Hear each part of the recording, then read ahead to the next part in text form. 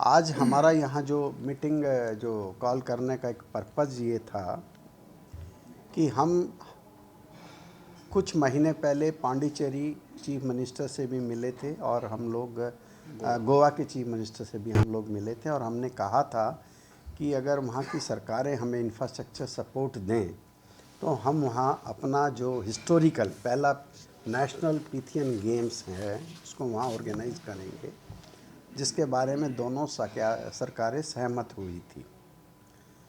इसके बाद हमने अभी हाल ही में एक कल्चरल फेस्टिवल पीथियन गेम्स का दिल्ली में अभी 19 से 21 तारीख के बीच दिसंबर में किया, जिसमें करीबन 22 देशों के प्रतिनिधियों ने, आर्टिस्ट और प्लेयर्स ने उसमें पार्टिसिपेशन किया, जिसमें हमने म्यूजिक, डांस, पोइट्री, इसमें tug of war, martial arts, Muay Thai, India का म्यूजिकल चेयर, बहुत सारे ट्रेडिशनल गेम्स इसमें उसका हिस्सा थे और बहुत सारे लोगों को कैश अवार्ड भी दिए गए और फुटबॉल का भी करीबन 22 कंट्रीज़ के रिप्रेजेंटेटिव्स ने मिलके फुटबॉल मैच वहाँ पे खेला।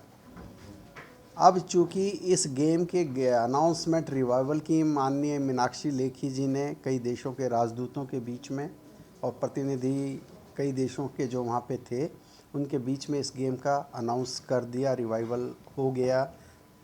हाल ही में हमने पीछे अनाउंस किया था कि पारा पीथियन गेम्स जो फिज़िकली चैलेंज्ड लोगों के लिए 2025 में हम लोग करेंगे, 2026 में हम लोग जूनियर पीथियन गेम्स करेंगे और 2027 के अंदर पहला Pythian games Olympic of art, culture and traditional games का हम लोग एथेंस में करने जा रहे हैं। इसके बारे में ग्रीस सरकार ने भी अपना रिप्रेजेंटेटिव अपॉइंट कर दिया है और उनसे हमारा कम्युनिकेशन एस्टेब्लिश हो गया है और ग्रीस सरकार ने इसको एक बहुत महत्वपूर्ण कदम बताते हुए कल ही उनका एक मेल रिसीव हुआ है हम लोगों को और इसमें साथ मिलके काम करने के लिए कहा है। तो हम लोग अग्रसर हैं 2027 में पहला पीथियन गेम्स एथेंस में करने के लिए। लेकिन किसी भी गेम का जो रिवाइवल होता है वो एक प्रोसेस होता है। आप पुराने इतिहास में जाएं तो ग्रीस के इतिहास में 4 पैन हेलेनिक गेम्स होते थे, जिनका पहला जो रैंक था ओलंपिक का था, दूसरा पीथियन गेम्स थे, तीसरे नेमेबियन गेम्स थे और एक स्थिमियन गेम्स थे। तो ओलंपिक गेम सिर्फ स्पोर्ट्स के लिए होते थे और पीथियन गेम आर्ट, कल्चर और एक स्पोर्ट्स का एक फ्यूजन था। इन सभी खेलों को 394 ईस्वी में बंद कर दिया गया था और जो आज का ओलंपिक है इसको 1894 में दोबारा शुरू किया गया। लेकिन पीथियन गेम्स को कभी भी आज तक रिवाइव नहीं किया गया। जो मैंने 2022 में, मुझे डेल्फी इकोनॉमिक फोरम है ग्रीस में, जो वहाँ की राष्ट्रपति, वहाँ की अध्यक्ष है, उन्होंने मुझे इनवाइट किया था और मैंने इस कॉन्सेप्ट को ग्रीस में जाके पूरे वर्ल्ड के सामने, वर्ल्ड लीडर्स के सामने रिवील किया था। बाद में सितंबर 2022 में दिल्ली में एक ऑनलाइन मीटिंग में 92 कंट्रीज़ ने इसका ऑनलाइन रिवाइवल किया और इस जो फिज़िकल इवेंट दिसंबर में हुआ तो इसका इवेंट के तौर पे, फिज़िकल तौर पे पहला रिवाइवल एज ए फेस्टिवल के तौर पे दिल्ली से हुआ, जो सबसे बड़े हमारे लिए प्राउड की बात है। इंडिया के लिए, हमारे पास इंडिया के लिए पास हमारे जो ट्रेडिशनल गेम्स है, जैसे आप म्यूज़िक कर लीजिए, डांस कर लीजिए, आप एथलेटिक्स कर लीजिए, आप कुश्ती कर लीजिए, किसी का भी इंटेलेक्चुअल प्रॉपर्टी राइट हमारे हिंदुस्तान के पास नहीं है। ये पहली बार है जब हिंदुस्तान के पास इतने ऐतिहासिक खेलों का इंटेलेक्चुअल प्रॉपर्टी राइट अब हिंदुस्तान के पास है। और यहाँ के जो आर्ट कल्चर पे जो इग्नोरेंस मिली है, अभी हम लोगों को अभी इंटरनेशनल प्लेटफॉर्म हमारे आर्टिस्ट के लिए नहीं है। तो इन बच्चों को कैसे हम लोग एक इंटरनेशनल लेवल पे पूरा फोकस हम नॉर्दर्न इंडिया में कर सके, तो मुझे ऐसा लगा कि हमारे लिए चंडीगढ़ से बेस्ट प्लेस कोई हो नहीं सकता। तो मोहाली भी है और कुछ वेन्यूज़ हमारे हरियाणा में भी है। मुझे जोगपाल साहब ने आज बताया भी है कि हम लोग 12 से 15 सितंबर तक पहला जो राष्ट्रीय खेल हैं पीथियन गेम्स, इनको पंचकुला में ऑर्गेनाइज़ करेंगे, जिनके वेन्यू मोहाली और चंडीगढ़ में भी स्कैटर्ड होंगे।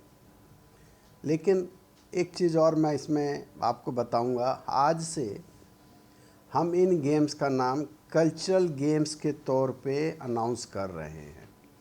उसका रीज़न है, Olympics already department of sports के अंडर आता है, तो हम लोगों का फोकस स्पोर्ट्स डिपार्टमेंट है, लेकिन वो है ट्रेडिशनल गेम्स को प्रमोट करने के लिए, क्योंकि भारत सरकार हमारे ट्रेडिशनल गेम्स को खेलो इंडिया में प्रमोट करती है, लेकिन इन खेलों को इंटरनेशनल लेवल पर प्रमोट करने के लिए कोई भी प्लेटफॉर्म नहीं है।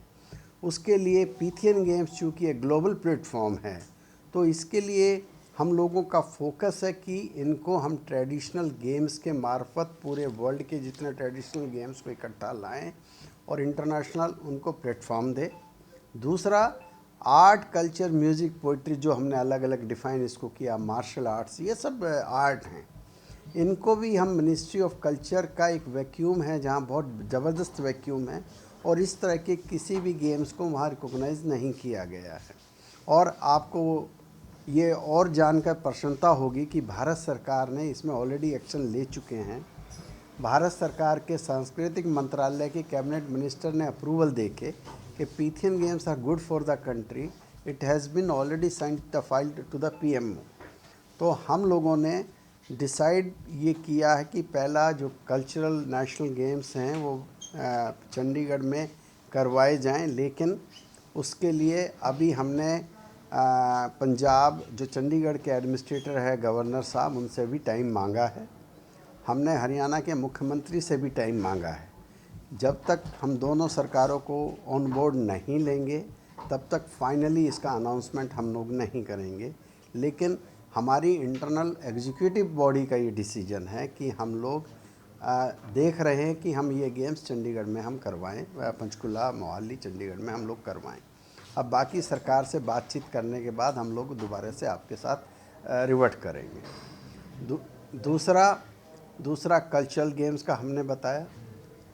तीसरा, हमने एक नई नेशनल एग्जीक्यूटिव बॉडी पूरे भारत की, पीथियन काउंसिल ऑफ इंडिया, को आज एक नया रूप के तौर पे कॉन्स्टिट्यूशन उसको कॉन्स्टिट्यूट किया है। मैंने पिछली बॉडी को अपनी एज ए फाउंडर, जो मेरे कॉन्स्टिट्यूशन के हिसाब से मुझे पावर थी, पुरानी बॉडी को डिजॉल्व करके नई बॉडी को एक शेप दी है। उसके जो राष्ट्रीय अध्यक्ष हैं मिनिस्टर BH अनिल कुमार, जो एक रिटायर्ड IAS ऑफिसर हैं कर्नाटका के, वो अध्यक्ष के तौर पे आसीन हुए हैं।